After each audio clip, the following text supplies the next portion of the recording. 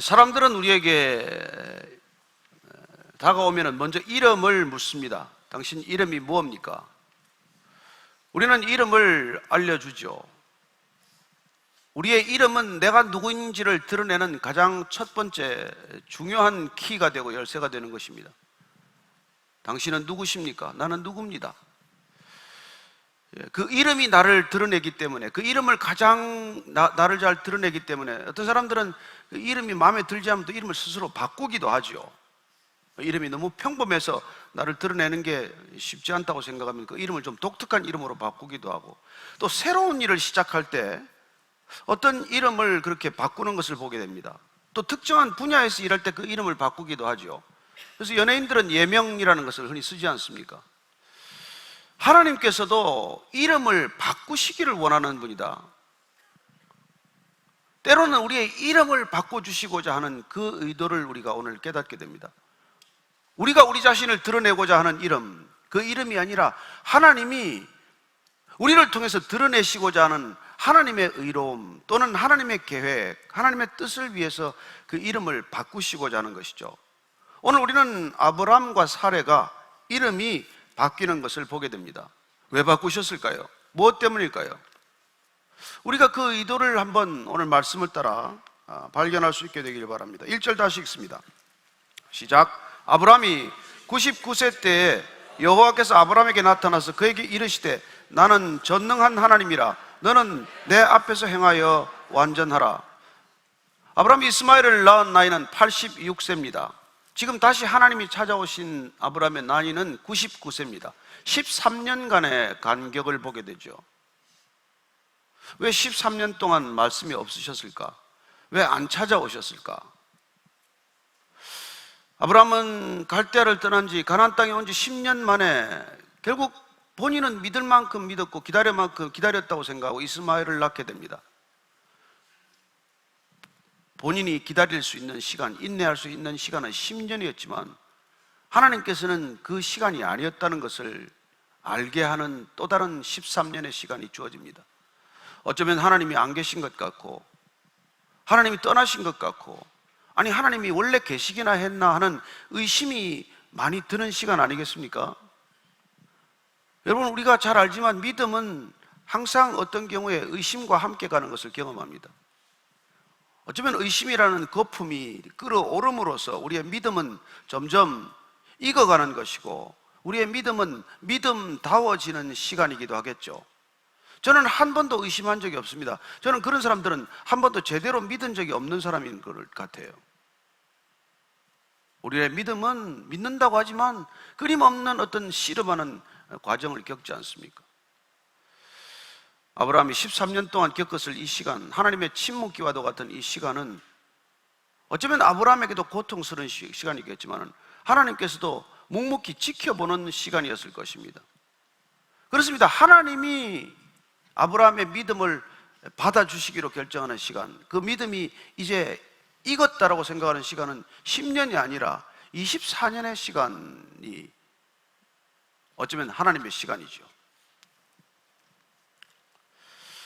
오늘 99세에 나타난 하나님께서 아브라함에게 나는 전능한 하나님이라고 그분의 새로운 이름, 들어본 적이 없는 이름을 말씀하십니다. 하나님은 엘로힘이라고 우리가 창세기에 기록이 되어 있고 또 여호와 하나님이라고 되어 있는데 오늘 뜻밖의 처음 듣는 이름, 전능하신 하나님 엘 샤다이라는 이름을 듣게 됩니다. 하나님께서 그렇게 말씀해 주셨어요. 하갈이 만난 하나님은 하갈이 지은 이름이에요. 감찰하시는 하나님, 야훼 로아 뭐 이런 거는 라 이런 거는 자기가 지은 이름이에요. 그러나 지금 하나님께서 하나님 당신 자신을 소개하는데 나는 엘 샤다이다. 영어 성경을 보면은 God Almighty라고 되어 있습니다. 전능하신 하나님. 그렇습니다. 하나님은 누구신지를 스스로 지금 밝히시는데 나는 전능자라는 거예요. 이 전능하신 하나님의 이름은 요한계시록까지 끝까지 갑니다. 사도 요한에게 나타나셔서 나는 알파요 오메가요, 나는 전에도 있었고 이제도 있고 장차 올 자니 나는 전능자라 말씀하십니다. 이때 전능자라는 뜻은 모든 것을 다스리고 통치하고 지배하시는 하나님입니다. 하나님은 전능하시다고 말할 때 이 하나님의 전능은 이 땅에 존재하는 모든 것들이 하나님의 통치권, 주권, 지배 아래에 있다는 것을 뜻하는 것입니다. 이걸 믿는 게 믿음이에요. 저 사람도 하나님이 다스릴까? 저런 악한 사람도 하나님이 돌보실까? 우리의 의심은 늘 그런 것들이지만은 그 모든 사람, 그 모든 상황들이 하나님의 통치 아래에 있다는 것이 전능의 근거가 되는 것이죠. 이 전능한 하나님을 소개하는 까닭은 어쩌면 아브라함이 내가 믿는 하나님이 과연 전능한가? 그분은 정말 능력이 있는 하나님인가? 나에게 큰 민족을 약속했지만 정말 아들 하나 제대로 주실 수 있는 하나님인가 하는 의심이 끊임없이 꿈틀대고 있었기 때문에 어쩌면 하나님께서 나타나시자마자 나는 전능한 하나님이라고 이렇게 소개하시는 것이겠죠. 그렇습니다. 내가 전능한 걸 알아야 너는 내 앞에서 행하되 완전하라고 명령하시는 것입니다. 오늘 하나님께서는 내가 전능한 하나님이라 너는 내 앞에서 행하여 완전하라고 명령하십니다. 도대체 우리들은 어떻게 행하여 완전하라고 하시는 것입니까? 도대체 하나님 앞에서 완전이란 무엇입니까? 우린 창세기 6장에 노아의 얘기를 잘 합니다. 노아는 당대의 의인이라 완전한 자라 되어 있습니다. 그의 완전이 무슨 술 먹고 실수하는 노아가 완전합니까? 그렇습니다. 노아의 완전은 무엇이고 지금 완전하라고 하는 하나님 앞에서의 완전은 어떤 뜻입니까? 이 완전이라고 하는 이 뜻은 계속해서 성경 전체를 관통하는 주제이기도 합니다. 이게 가장 많이 쓰이는 이 완전하다는 표현은 이 흠없는 재물을 말할 때 말해요. 하나님께 재물을 가져올 때 재물에 쓰는 가장 많은 단어가, 자주 쓰는 단어가 이 완전한 재물입니다. 흠이 없어야 되는 것이죠.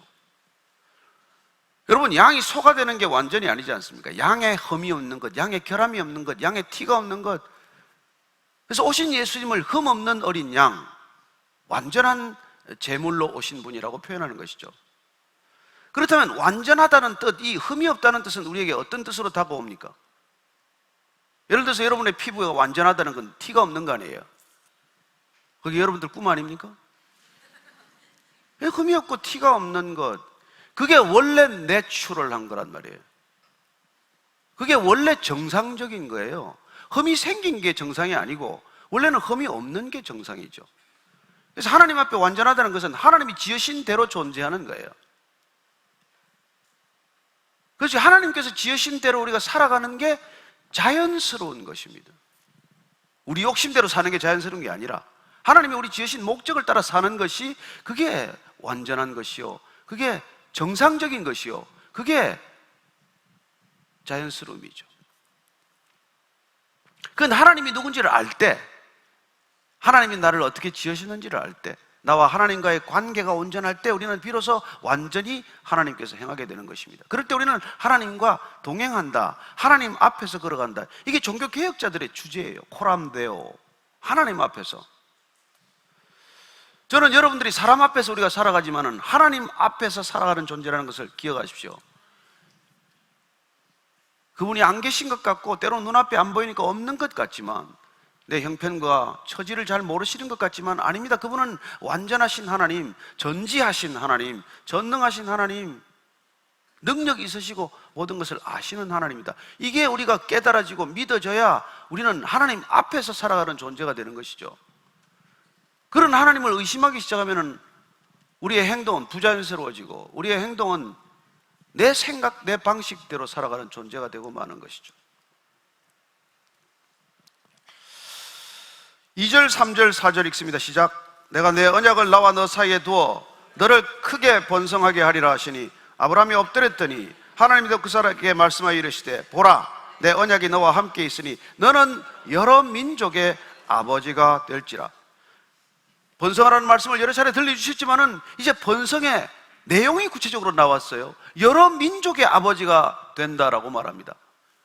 아브라함이 단 한 번도 생각해보지 않았던 그런 놀라운 약속이에요. 뭐 무별처럼 많아질 것이다, 땅에 티끌처럼 많을 것이다, 큰 민족을 이루게 할 것이라고 말씀 이미 해주셨지만 여러 민족의 아버지가 될 것이라고 말씀해 주십니다. 얼마나 뿌듯할까요? 어쩌면 그의 의심의 거품이 다시 한번 거쳐지는 그런 시간을 하나님께서 허락하신 것이죠. 5절 6절입니다. 시작. 이제 후로는 내 이름을 아브라함이라 하지 아니하고 아브라함이라 하리니 이는 내가 너를 여러 민족의 아버지가 되게 함이니라. 내가 너로 심히 번성하게 하리니 내가 내게서 민족들이 나게 하며 왕들이 내게로부터 나오리라. 아브라함을 이제 아브라함이라고 부르겠다고 말씀하십니다. 드디어 24년 만에.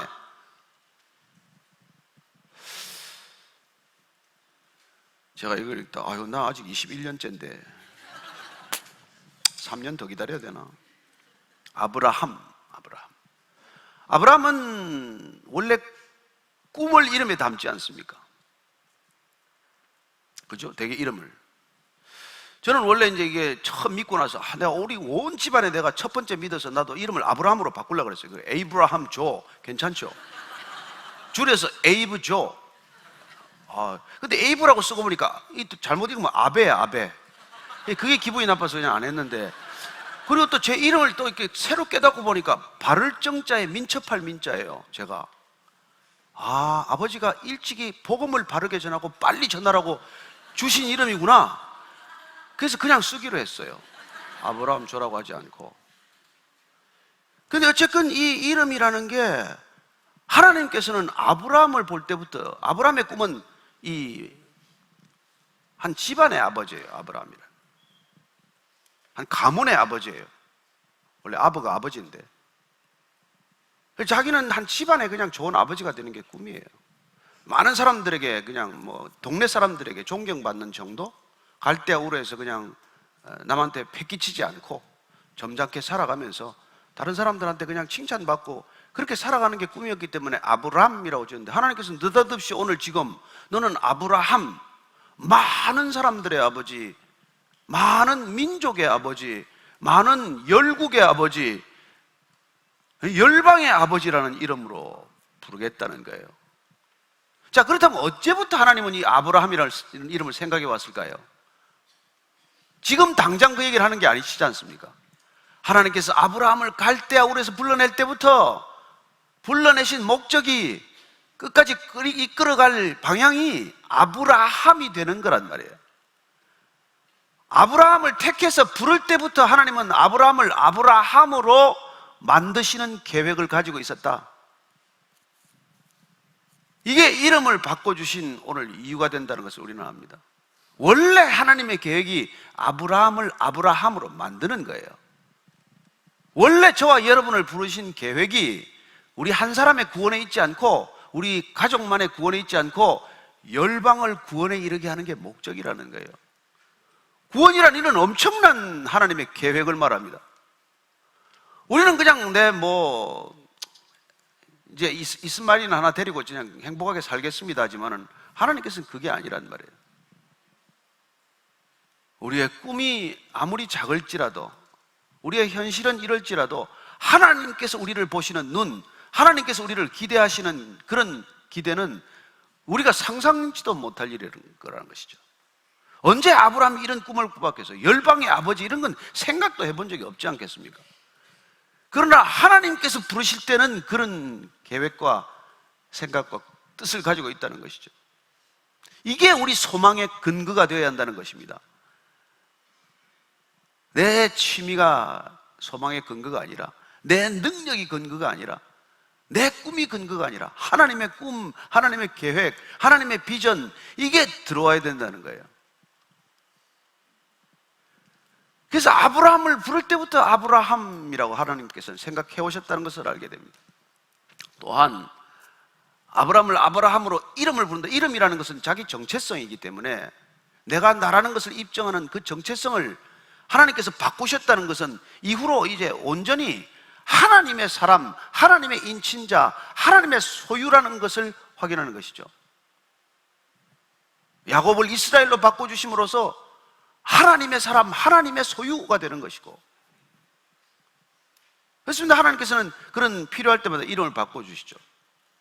솔로몬을 여디디아라고 불러주십니다. 너는 그렇게 사랑받는 자라는 거야. 사울을 바울로 바꿔주십니다. 하나님께서는 우리에게도 그런 이름을 가지고 계신다는 것이죠. 그 이름이 무엇입니까? 그리스도인이라는 것이죠. 우리 안에 그리스도가 오셔서 우리를 그리스도인으로 만드시는 것, 그때 우리는 마치 아브라함이 된 것처럼 열방을 하나님께로 올려드리는 그런 통로가 되는 것입니다. 저는 구원의 목적이 이런 위대한 구속사적인 목적을 가지고 있다는 것을 기억하십시오. 그게 전능하신 하나님이기 때문에 가능하다는 것입니다. 나 같은 사람을 통해서 무슨 복음을 전하겠어요? 여러분, 저는 아시다시피 이런 데 설차 위인이 안 되는 거예요. 무슨 33년 술독에 빠졌던 사람이 무슨 복음입니까? 좋은 술이나 한 병 생겼다면 복음이지 뭐. 근데 하나님께서 저를 부르실 때 이런 계획을 가지고 계신 걸 제가 알았겠습니까? 제가 무슨 설교자가 될 거다 무슨 이런 생각을 했겠어요? 아니요. 근데 하나님께서 그런 계획을 가지고 계셨구나. 그래서 술자석을 통해서 목회를 훈련시키고 술 취한 사람 등을 두드려주고 입을 닦아주고 술값 안 내고 도망가면 그걸 대신 내가 시계를 재펴주고 이런 일을 하면서 이게 훈련을 하신 거 아닌가? 이런 생각이 드는 거죠. 그리고 그렇게 뭐 방송을 하면서 생방송을 그렇게 하시더니 원고가 없어도 이렇게 말할 수 있는 능력을 갖게 하시고, 아니 무슨 일이세요 이게? 부르실 때부터 그런 소명이 있다는 걸 나는 몰랐지만 하나님은 계획이 있으시다는 것입니다. 아멘 하십니까? 하나님의 계획에 집중해야 됩니다. 나는 이게 꿈이 아니에요. 나는 지금 이 시간에 필드에 나가 있는 게 꿈이었어요. 나는 지금 유럽에 가 있는 게 꿈이에요. 근데 하나님의 꿈은 여기 이 자리에 세운다는 걸 내가 어떻게 알기나 하고 상상이나 했겠냐고요. 근데 그건 아브라함도 마찬가지고 어떤 믿음의 사람도 마찬가지고 다윗도 마찬가지고 요셉도 마찬가지고 믿음의 사람들에게는 그런 놀라운 하나님의 꿈을 우리가 알 수 없는 시간들, 어둠의 시간, 터널의 시간, 깜깜한 시간, 죽을 것만 같은 시간들이 누구에게나 있는 것이죠. 어쩌면 지금 아브라함이 13년 동안 얼마나 속이 답답했겠습니까? 이스마엘을 사실은 저질러 놨거든 지금. 그리고 저질러 놓고 지금 이걸 하나님하고 내고를 하려고 하는데 하나님이 나타나야 내고를 하지. 이런 믿음이지만 하나님께서는 끊임없이 지켜보시면서 그런 의심의 거품이 거칠 때를 가만히 보고 계신 것이죠. 여러 민족의 아버지가 되게 한다. 사실 이런 꿈이 우리에게는 없어요. 우린 기껏해야 뭐 사과 씨앗 하나를 보면은 사과 하나를, 조금 큰 사람은 사과 나무 한 그루, 조금 더 큰 사람은 우리 집에 유실수 몇 그루, 꿈이 엄청난 사람들은 과수원 하나를 보는 거예요. 사과 씨앗 하나에서. 근데 하나님은 뭘까지 보세요? 그 과실수를 통해서 얻은 수익을 가지고 그 옆에 그 사과 과수원 옆에 고아원이 들었었어. 고아원 옆에 초중학교, 대학교까지 세워져. 그 대학교에서 배출된 사과나무 씨앗으로 돈을 벌어서 그 배출된 학생들이 열방 가운데 선교사로 파송되는 꿈을 가지고 있어요. 이게 하나님의 꿈이란 말이에요. 그래서 120년 전에 이 땅에 온 선교사들은 현실은 너무나 암울했어요. 태평양을 건너올 때 얼마나 고통스러웠겠습니까? 여기 와서 쓴 기도문을 보면 기가 막히지 않습니까? 짙은 어둠뿐입니다. 이 조선 사회는 암흑뿐입니다. 그렇게 복음을 전하고자 해도 여자 얼굴은 한 번도 볼 수가 없습니다. 그러나 내가 믿음은 바라는 것들의 실상이요 보지 못하는 것들의 말씀에 의지해서 제가 오늘도 주님께 나아갑니다. 100년 뒤에 이 나라 이 백성들이 찬양을 함께 부를 것을 믿습니다. 그대로 되었습니까? 안 되었습니까? 어쩌면 그들은 홀로 찬송을 부르면서 100년 뒤에 이 땅에 많은 사람들이 함께 부를 찬양을 그때 같이 불렀던 것이죠. 그게 하나님의 사람들, 하나님을 부르시는 하나님의 목적이요, 하나님의 전능하신 하나님의 능력이요, 그 하나님을 우리가 의지하는 거예요. 그래서 내가 병이 낫지 않아도 그분은 전능자이십니다. 내가 부도가 나도 그분은 전능자이세요. 내가 쫓겨나도 직장에서 승진이 안 되고 정리해고를 당해도 그분은 전능자이십니다. 내 아들이 입학에 떨어져도 대학시험 떨어져도 그분은 전능자이십니다. 이런 고백이 터져 나오는 것을 기다리고 계신 것이죠.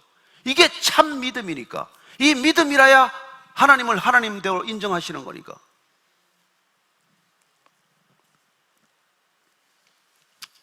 그때 하나님께서 너로 심히 번성하게 할 것이고 내게서 비로소 민족들이 나올 것이고 왕들이 내게로부터 나오리라. 아니, 아브라함이 도대체 어떤 사람인데 아브라함이라고 이름 한번 불러주고 또 이런 거창한 선포를 듣게 됩니까? 나로서는 도저히 상상이 안 가는 그런 일들을 하나님께서 준비하고 계신다는 것이죠. 7절 8절 읽습니다. 시작. 내가 내 언약을 나와 너 및 내 대대 후손 사이에 세워서 영원한 언약을 삼고 너와 내 후손의 하나님이 되리라. 내가 너와 내 후손에게 내가 거류하는 이 땅 곧 가나안 온 땅을 주어 영원한 기업이 되게 하고 나는 그들의 하나님이 되리라.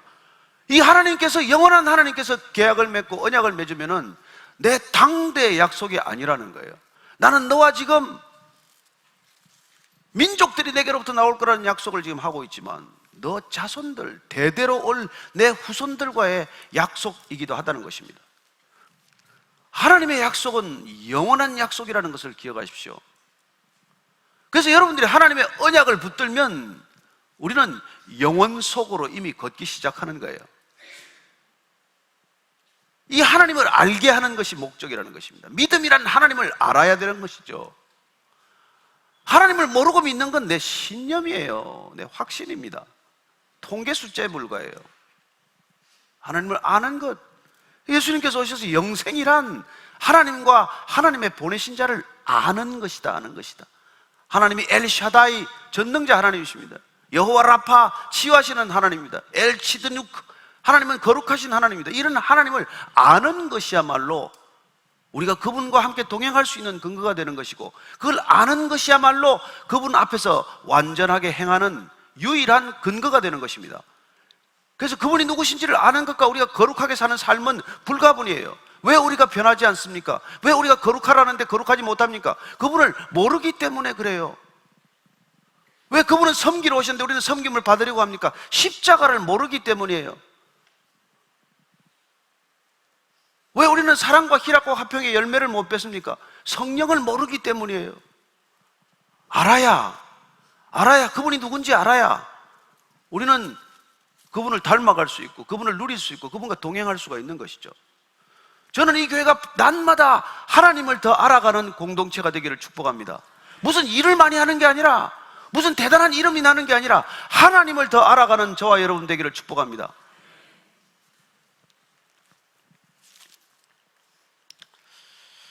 그래서 하나님의 이 아는 사람, 하나님을 믿는 사람들이 모두 다 내 후손이 되리라, 이 얘기예요. 갈라디아서 3장 7절 말씀입니다. 하나님을 아는 모든 자들이 아브라함의 자손이라는 말을 듣게 된다는 것이죠. 아브라함이 그 믿음을 갖기 시작을 하기 때문에, 자, 9절부터 11절까지를 다시 읽습니다. 시작.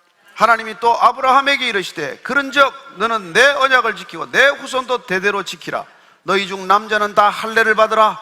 이것이 나와 너희와 너희 후손 사이에 지킬 내 언약이니라. 너희는 포피를 배워라. 이것이 나와 너희 사이에 언약의 표징이니라. 아브라함이라고 하는 놀라운 이름을 주시고, 그리고 너는 이제 내 언약을 지키고 내 후손도 대대로 그 언약을 지키라고 명령하시고 나서 그 명령과 그 내용을 기억하도록 하는 사인을 하는 게 이제 이게 할례란 말이에요. 우리의 몸에 이렇게 민감한 부분에 이렇게 사인을 하심으로 하나님께서 우리가 이제 영원히 기억할 근거를 만드시는 것이죠. 그래서 이스라엘 백성들이 이제 할례를 하는 이 할례 언약이 주어진 것입니다. 이것은 할례를 통해서 우리가 의로워지는 것이 아니라 하나님과의 이미 형성된 의로운 관계를 확인하는 것. 이 할례를 통해서 우리가 무슨 색다른 변화가 일어나는 게 아니라 우리가 이미 일어난 변화를 지속해 나갈 수 있는 근거가 되는 것이죠. 하나님께서 사인을 하셨기 때문에. 그래서 이 할례가 우리를 의롭게 하는 것이 아니라 의로워졌기 때문에, 하나님과의 바른 관계가 확인되었기 때문에 하나님께서 이제 할례를 하라고 하시는데, 유대인들이 나중에 이걸 오해하지 않습니까? 그렇게 마치 할례를 받으면 모든 것이 끝나는 것처럼 여기게 된 거죠. 하나님과의 온전한 관계에 들어갔기 때문에, 회개했기 때문에, 하나님께 돌이켰기 때문에, 믿음으로 믿음에 이르렀기 때문에 할례를 받았는데, 믿음은 오간데가 없고 복음의 본질은 오간데 없고 하나님의 율법은 오간데가 없고 오직 할례만 붙들고 살아가는 안타까운 백성들이 된 것이죠. 그래서 하나님도 놓치고 그리고 구원도 놓치는, 그래서 어떻게 보면 이단의 원조처럼 되어버리는 것이죠. 율법만 붙들고 사는 사람, 할례만 붙들고 사는 사람. 그래서 오직 유대인이 되는 길은 할례 받는 길이요, 하나님의 백성이 되는 길은 할례를 받아야 모든 것이 된다고 주장하는 그런 빗나가는 결론에 이르는 것이죠. 사실은 그래서 신명기나 뭐 이 선지자들이 이 몸의 할례를 가지고 그냥 타락해버린 사람들, 여러분 타락이란 본질을 잃어버리는 거예요. 뭐 딴 거 없습니다. 내용은 오간되고 형식만 남은 거죠. 오늘날 마치 뭐 세례를 받고도 세례를 받은 게 뭐 무슨 소용이 있습니까? 우리가 예를 들어서 그냥 과거로 돌아가 버린다면. 그러니까 그 당시에 이제 율법은 사라지고 지금 세례로 대체가 되었지만 여러분들이나 저나 세례 교인이 되었다는 것, 그게 우리를 구원하는 보증입니까? 아니요. 구원받은 표시로 세례를 받는 것이지 세례를 받기 때문에 구원받는 건 아니란 말이에요. 그 앞뒤가 바뀌면, 본질이 바뀌면 큰일 나는 거죠. 그래서 구약에서도 마음의 할례를 받으라 이런 얘기를 많이 해요. 제가 몇 군데 읽어드릴게요. 신명기 10장 16절. 그러므로 너희는 마음의 할례를 행하고 다시는 목을 곧게 하지 말라. 몸에 할례 받았다고 목을 곧게 하고 뻣뻣하고 교만하지 말아라. 마음의 정작 할례를 받아야 하지 않겠느냐, 이 말씀을 하는 거죠. 신명기 10장 30장 6절. 내 하나님 여호와께서 내 마음과 내 자손의 마음에 할례를 베푸사 너로 마음을 다하며 뜻을 다하여 내 하나님 여호와를 사랑하게 하사 너로 생명을 얻게 하실 것이며. 궁극적으로 마음의 할례가 와야, 내 마음과 내 자손의 마음에 할례가 와야, 그래야 하나님을 사랑할 수 있을 뿐만 아니라 생명을 얻게 된다고 말씀하십니다. 물론 이 할례는 신약에 오면 없어지죠. 그래서 골로새서 보면, 골로새서 이거 한번 찾아봅시다. 골로새서 2장 11절 12절. 골로새서 2장 11절 12절 말씀 같이 읽습니다. 시작. 또 그 안에서 너희가 손으로 하지 아니한 할례를 받았으니 곧 육의 몸을 벗는 것이요 그리스도의 할례니라. 너희가 세례로 그리스도와 함께 장사되고 또 죽은 자들 가운데서 그를 일으키신 하나님의 역사를 믿음으로 말미암아 그 안에서 함께 일으키심을 받았노라. 우리는 그리스도로 할례를 받는 사람이다, 이렇게 말하는 것이죠. 그 사도 바울이 육신의 할례를 받았지만 나중에 바울이 그리스도로 할례를 받고 나니까, 아, 육신의 할례란 게 그 무슨 대단한 거라고 자랑하냐, 거기에 묶여있지 말아라, 이런 얘기를 해주는 것이죠. 그래서 보면은 한번 좀 제가 좀 쭉 찾아서 읽어드리겠습니다. 로마서 2장 25절 이하를 읽겠습니다. 로마서 2장 25절부터 29절까지입니다. 한번 여러분들 메모해놨다 가서 찾아보세요. 내가 율법을 행하면 할례가 유익하나 만일 율법을 범하면 내 할례는 무할례가 되느니라. 그런즉 무할례자가 율법의 규례를 지키면 그 무할례를 할례와 같이 여길 것이 아니냐. 또한 본래 무할례자가 율법을 온전히 지키면 율법 조문과 할례를 가지고 율법을 범하는 너를 정죄하지 아니하겠느냐. 무릇 표면적 유대인이 유대인이 아니요 표면적 육신의 할례가 할례가 아니니라. 오직 이면적 유대인이 유대인이며 할례는 마음에 할지니 영에 있고 율법 조문에 있지 아니한 것이라. 뭐 이런 얘기를 하는 것이죠. 이걸 우리가 조금 더 확대해서 해석을 하고 유추해서 해석을 하고, 우리가 지금 우리의 신앙생활과 결부하면 세례를 받았다고 꼭 세례교인이 되었다고 꼭 하나님의 마음에 합한 사람으로 사느냐는 것이죠. 어느 게 먼저입니까? 만일 내가 율법을 범하면 내 세례는 무세례가 되느니라. 이거 마찬가지 얘기예요. 내가 그리스도인이라고 말하지만 그리스도의 말씀을대로 살지 않으면 너는 그리스도를 모르는 사람이나, 뭐 무슨 뜻이, 말이 다를 게 뭐가 있어요. 그래서 우리의 신앙은 본질을 지켜내지 않으면 형식만 붙들고 가지고 있어서는 아무것도 되지 않아요. 형식이 우리를 바꾸지 않습니다. 본질만이 우리를 바꾸는 것이죠. 하나님의 본질만이 우리 안에 올 때 우리가 변화된 삶을 사는 것이고 능력 있는 그리스도인이 되는 것이지, 그게 없다면 여러분 뭐 100날 1000날 교회 다녀봐야 10년 30년을 다녀봐야 무슨 취미생활 이상 뭐가 더 있어요. 그냥 밖에 다니는 것보다 여기 있는 게 마음이 좀 편해서, 주일날 뭐 어디 밖에 나가면 마음이 찜찜해서 그 정도지 뭐가 달라진 게 있냐고요. 이게 그때나 지금이나 마찬가지예요. 그래서 정작 주님께서 이름도 바꿔주시고 이름 바꿔주신 걸 사인업을 했음에도 불구하고 우리가 변하지 않는다면, 달라지지 않는다면, 본질이 우리의 내면이 바뀌지 않는다면 무슨 소용이 있겠느냐 하는 것이죠. 여러분, 신앙은 우리 내면에서 시작이 되어야 하고 내면에서 변화가 되어야 한다는 것을 말씀해 주고 있지 않습니까? 우리는 그리스도로 할례를 받은 사람이다. 오늘 이걸 확실히 우리가 깨닫고 가십시다. 그래서 우리는 이름이 바뀐 사람이에요. I am a Christian. 이게 뭐예요? 내가 누구다 보다 더 중요한 이름이 된 것이죠. 우리가 그리스도를 모르고 그분의 말씀을 모르고 그분의 의도와 계획과 뜻을 모르고 내 목적을 가지고 내 계획을 와서 주님을 흔들어 깨우라, 주님의 보좌를 움직이라, 그런 기도를 하면 주님이 피곤하다 집에 가라 그러지 않겠어요? 너 왜 내 보좌를 자꾸 흔드냐? 정말 기도를 무섭게 하는데 주님이 외면하는 그런 기도가 될 수밖에 없지 않겠습니까? 그래서 너희의 대대로 모든 남자는 집에서 난 자나 또는 너희 자손이 아니라 이방 사람에게서 돈으로 산 자를 막론하고 난 지 8일 만에 할례를 받을 것이니라. 이 놀랍게도 할례는 자격을 따지지 않고 너희 집에 있는 돈으로 산 종들에게도 베풀 수 있다는 거예요. 그게 여러분 처음부터 이게 유대인들이 잘못한 거예요. 종이나 이런 사람들 이방인들에게서는 할례를 주지 않았거든요. 근데 하나님께서는 원래 이방인들에게도 유대인들에게도 어린이나 남자에게나 갓난애나 뭐 어른이나 다 학식이 있는 자나 뭐 학식이 없는 자나 대졸자만 주어라 이게 아니지 않습니까? 소득 3만 불 이상만 주어라 이거 아니잖아요. 다 모두가 다 할례 받을 수 있다, 세례 받을 수 있다, 구원 받을 수 있다. 이게 복음, 원형적인 복음 아니겠습니까? 누구든지 주의 이름을 부른 자는 구원을 얻으리라. 누구든지 할례를 받는 자는 구원의 대열에 동참하게 되리라. 하나님은 이런 하나님이십니다. 왜요? 전능하신 하나님이기 때문에. 우리는 저 사람 보면 저 사람은 안 돼. 저 여러분 그렇지 않습니까? 저 사람은 안 되는구나. 저 사람은 도저히 안 되겠구나. 하나님은 그런 사람도 가능합니다. 그래서 전능함이란 우리의 가능성의 범위를 넘어서는 일이에요.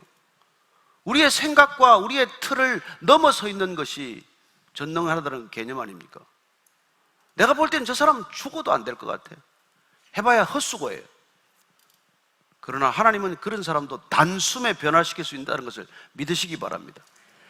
전능하신 하나님이기 때문에 우리의 이름을, 정체성을 한순간에 바꿔줄 수 있는 분이기 때문에 우리가 그분을 만나기만 하면 마치 우물가에 만났던 그 목마른 여인, 5 남자가 다 떠나고 6번째 남자하고도 결혼식 안 치르고 사는 이 남자, 이 여인, 상처투성이인 이 여인도 예배가 뭔지, 생수가 뭔지, 영생이 뭔지 그걸 아는 순간 한순간에 목마름이 해갈되고 내가 메시아를 만났다. 바로 그 순간 동네로 가서 그동안 그토록 만나고 싶지 않았던 사람들에게 다가가서 복음을 전하는 것을 보지 않습니까? 그게 우리의 마음에 할례가 임하면, 우리의 정체성이 바뀌기만 하면 한순간에 우리는 그런 달라지는 것을 경험하는 것이죠. 더 이상 다른 사람들을 차별하지 않습니다. 그래서 우리가 완전한 사람이 되었다. 이건 우리가 스스로 자연스러워진 사람이 되었다는 뜻이고, 그런 사람들은 여러분 사람을 구별할 수 있지만 차별하지는 않는다는 것입니다. 흠 있는 사람들을 우리가 알아보겠지만 흠이 있다고 해서 차별하는 사람은 아니라는 것입니다. 종이나 주인이나 구별될 수는 있지만 차별하지 않는 하나님, 그 하나님이 우리의 아버지이신 줄로 믿으십시오.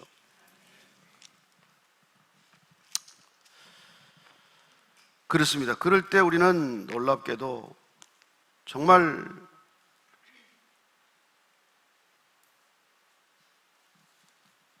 이게 갈라디아서 3장 16절을 보면 이런 말이 있어요. 이 약속들은 아브라함과 그 자손에게 말씀하신 것인데 여럿을 가리켜 그 자손들이 하지 아니하고 오직 한 사람을 가리켜 내 자손이라고 했으니 곧 그리스도라. 이 그리스도로 온 자손들로 말미암아서 우리 모두는 정말 차별 없이, 예외 없이 전부 다 저게 되는 것이죠. 하나님의 사람들이 되는 것입니다. 그래서 그리스도 예수 안에서는 할례나 무할례나 혈육이 없으되 사랑으로서 역사하는 믿음뿐이니라. 3장 6절에 이런 말씀을 하고 있고, 또 6장 15절에 보면 할례나 무할례가 아무것도 아니로되 오직 새로 지으심을 받는 것만이 중요하니라. 오직 우리가 믿음으로 새롭게 지어지는 것, 그게 육신의 할례나 무할례보다 더 중요하다는 것입니다. 어쩌면 저와 여러분들이 뭐 교회 다닌다 안 다닌다 이게 의미 없는 건 아니지만 새로운 믿음으로 지어지지 않으면, 보라 이전 것은 지나갔으니 새 것이 되었도다 하는 그런 새로운 정체성을 우리가 갖지 않으면 우리가 뭔 시간을 이렇게 낭비하는 것밖에 더 되겠습니까? 자, 15절 이하를 읽습니다. 15절 이하를 시작. 하나님이 또 아브라함에게 이르시되 내 아내 사레는 이름을 사레라 하지 말고 사라라 하라. 내가 그에게 복을 주어 그가 내게 아들을 낳아 주게 하며 내가 그에게 복을 주어 그를 여러 민족의 어머니가 되게 하리니 민족의 여러 왕이 그에게서 나리라. 하나님께서 아브라함을 아브라함으로 바꿔주시고 온 집안 사람들에게, 남자들에게 포피를 베어서 할례를 받게 하시더니 사라의 이름도 바꿔주셨다는 것입니다. 저는 잠깐 우습게 들릴지 몰라도 참 사례가 시집 잘 갔어요. 그죠? 그냥 이 사례의 꿈도 그냥 공주같이 사는 거예요. 이름이 공주니까. 여기도 윤공주 이런 사람 없습니까? 여기 사는 건데 하나님이 아브라함을 아브라함으로 바꿔놨기 때문에 할 수 없이 그 와이프도 바꿔야 되는 거예요. 여러분, 부부는 같이 가야 합니다. 저는 여러분들이 정말 믿음 안에서 부부가 함께 갈 수 있게 되기를 바랍니다. 열국의 아버지로 만들어놨으니 어떻게 사례를 어떻게 해야 돼요? 열국의 어머니로 만들어야 되는 것이죠. 또한 전능하신 하나님께서 그것도 하실 수 있는 분입니다.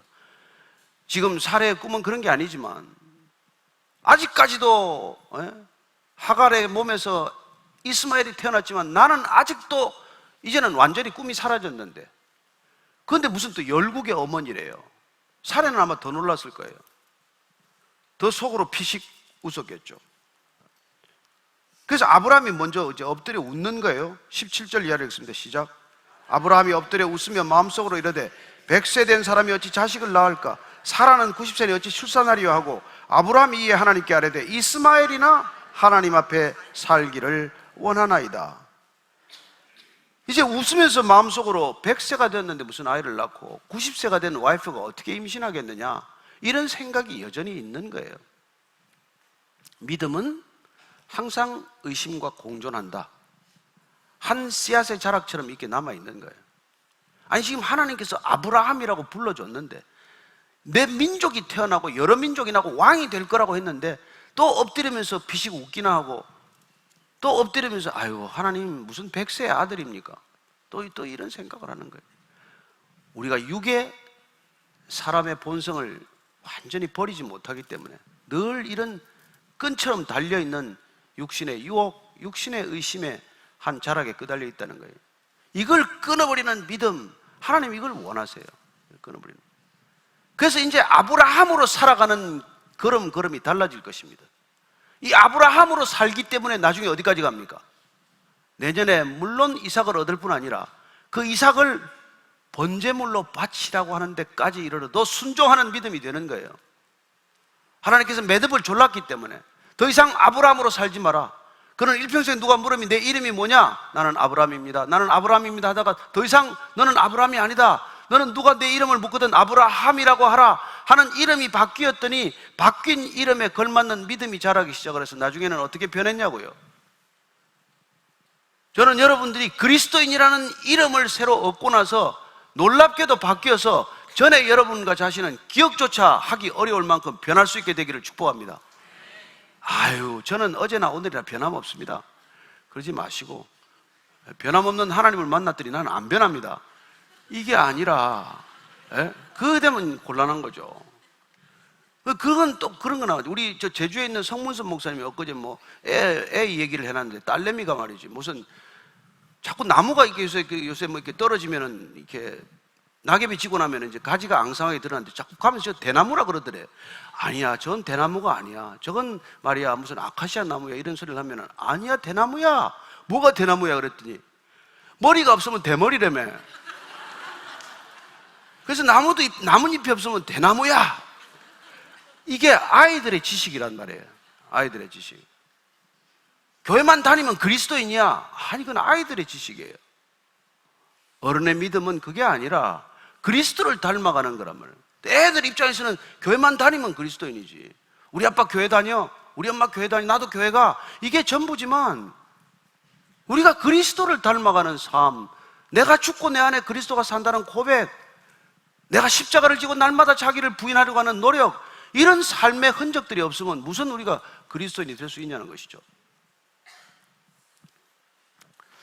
그래서 우리가 육의 사람들을 날마다 벗어가는 거예요. 날마다 벗어가는 겁니다. 그의 후손은 영원한 언약이 되는 것이죠. 그래서 19절, 이게 이제 자기는 여전히 이스마엘이나 하나님 앞에 살기를 원한대. 아니, 그렇게 내 지금 이삭이라는 아들 이름을 지금 아르켜주고 이랬는데도 불구하고 이스마엘이나 좀 축복받기를 원합니다. 이미 13살이 되었기 때문에 기정사실화 해달라는 거예요. 이걸 내 후손으로 삼아달라는 것입니다. 그래서 하나님께서 지금 19절 분명하게 말씀하십니다. 시작. 하나님이 이르시되 아니라 내 아내 사라가 내게 아들을 낳으리니 너는 그 이름을 이삭이라 하라. 내가 그와 내 언약을 세우리니 그의 후손에게 영원한 언약이 되리라. 영원한 언약은 이삭과 맺겠다는 거예요. 이삭이 웃음이라는 뜻이에요. 이삭이라는 게 지금 이게 아브라함이 웃었거든요. 여러분들 하나님 앞에서 조심해야 돼. 이게 이삭이라는 걸 지금 분명하게 이제 하나님께 다 가르쳐 주셨어요. 이거 천기의 아니에요. 비밀 아니에요. 아들 낳는다. 내년에 낳는다. 이름은 이삭이다. 더 뭘 가르쳐 줘야 돼? 다 가르쳐 주고 말았어요. 하나님 답답하니까 다 가르쳐 주신 거예요. 우리가 자꾸 멍청한 짓을 하면 하나님이 분명하게 아마 가르쳐 주실 것 같아요.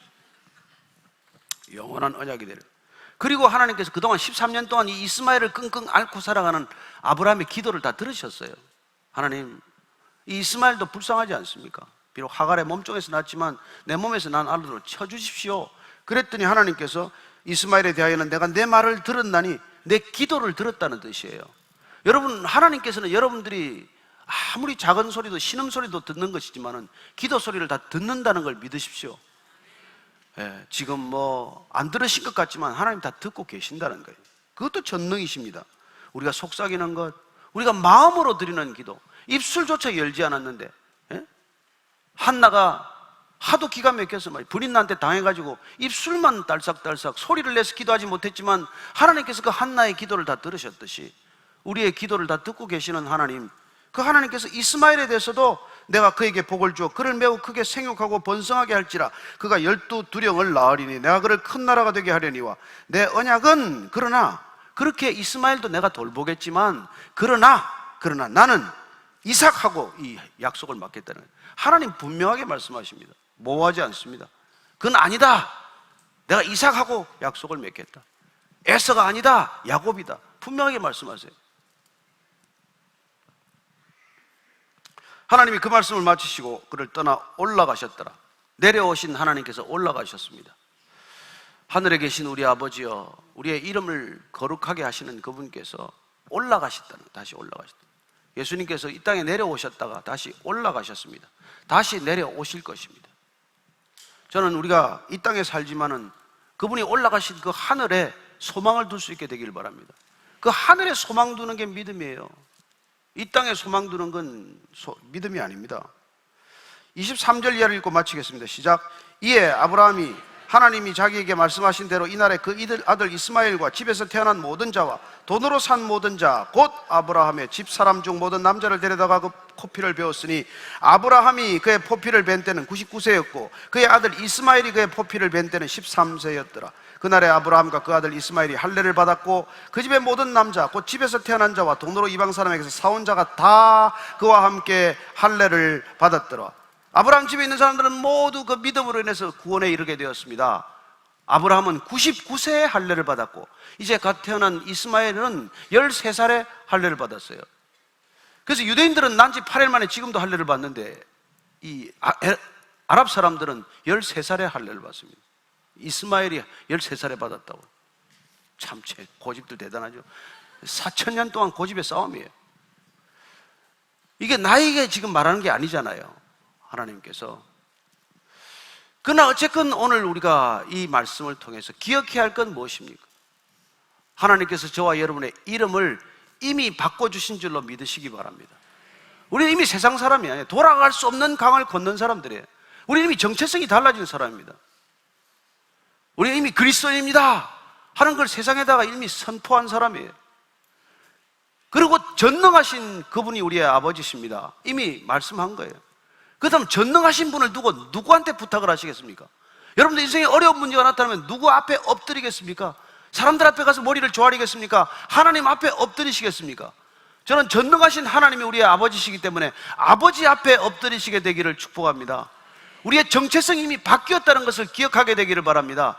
하나님, 이 바뀐 정체성을 훼손시키지 않게 해 주옵소서. 우리가 이 훼손하지 않고 지키도록 하기 위해서 주님께서 오셨고, 주님께서 약속하셨고, 주님께서 보내주셨으니 곧 성령이라, 그분이 오시면 우리는 더 이상 세상을 두려워하지 않습니다. 무릎 꿇지 않습니다. 저는 여러분들이 두려워하지 않고 담대히 이 세상을 이겼다는 것을 믿으시기 바랍니다. 우리의 능과 우리의 힘을 의지하지 마십시오. 우리는 하나님 한 분만을 의지합니다. 우리는 그 어떤 파도 없는 것이죠. 어떤 분파도 없습니다. 고린도 교회가 겪었던 무슨 아볼로파, 게바파, 베드로파, 그리스도파 이런 파가 아니라 오직 자라게 하시는 하나님 한 분이라, 이 믿음의 고백, 이게 우리 모두의 고백이 되기를 축복합니다. 그래서 오늘 기도할 때 하나님, 전심으로 제가 하나님을 붙들게 해 주옵소서. 전능하신 하나님 붙들게 해 주옵소서. 영원하신 하나님 붙들게 해 주옵소서. 함께 한번 기도하시겠습니다. 하나님 아버지, 눈앞에 있다가 사라지는 것들에 마음 두지 않게 해 주옵소서. 잠시 있다가 없어지는 것들에게 주님 목 매달지 않게 해 주옵소서. 오직 하나님 한 분께만 매달리기를 원합니다. 전심으로 주님께 의뢰하기를 원합니다. 살아계신 하나님 아버지, 하나님께서 지금까지 우리를 인도해 오셨던 것처럼 앞으로도 영원히 인도해 주실 것을 믿습니다. 살아계신 하나님의 권능과 능력과 이김과 위엄이 우리의 삶 가운데 놀라운 열매가 되게 해 주옵소서. 살아계신 증거가 되게 해 주옵소서. 하나님 열방 가운데 그 하나님이 선포되게 해 주옵소서. 온 땅에 여호와를 아는 지식이 편만하게 증거되기를 원합니다. 온 땅에 하나님을 아는 지식이 풍만하게 되기를 원합니다. 저희들을 위하여 그 지식이 전해지게 하시고 저희들을 통하여 예배드리는 삶이 일어나게 해 주옵소서. 하나님 땅에 엎드려 주님께 엎드리기만을 원합니다. 세상에 엎드리지 않게 해 주옵소서. 세상에 무릎 꿇지 않게 해 주옵소서. 오직 하나님 한 분께 우리의 중심을 올려드리게 하여 주옵소서. 살아계신 하나님 아버지, 오늘 아브라함을 아브라함으로 바꿔주시고 사례를 사라로 바꿔주신 주님께서 우리도 그리스도인으로 바꿔주신 줄로 믿습니다. 그래야 우리의 믿음을 통해서 우리와 내 집이 다 구원을 이룰 뿐만 아니라, 가라, 너희는 가서 모든 족속으로 제자를 삼으라고 하신 그 명령에 순종하여, 즉각 순종하여 아브라함이 그날로 모든 가족들에게 할례를 베풀었듯이 우리 또한 그날로 주님의 말씀이 임하는 그 순간에 우리의 모든 정체성을 주님께 올려드리는 놀라운 믿음의 결단이 있게 하여 주옵소서. 하나님 아버지, 사랑합니다. 이 사랑의 능력이 다시 한번 이 땅 가운데 귀한 믿음으로 증거되게 하여 주옵소서. 예수님 이름으로 기도합니다. 아멘.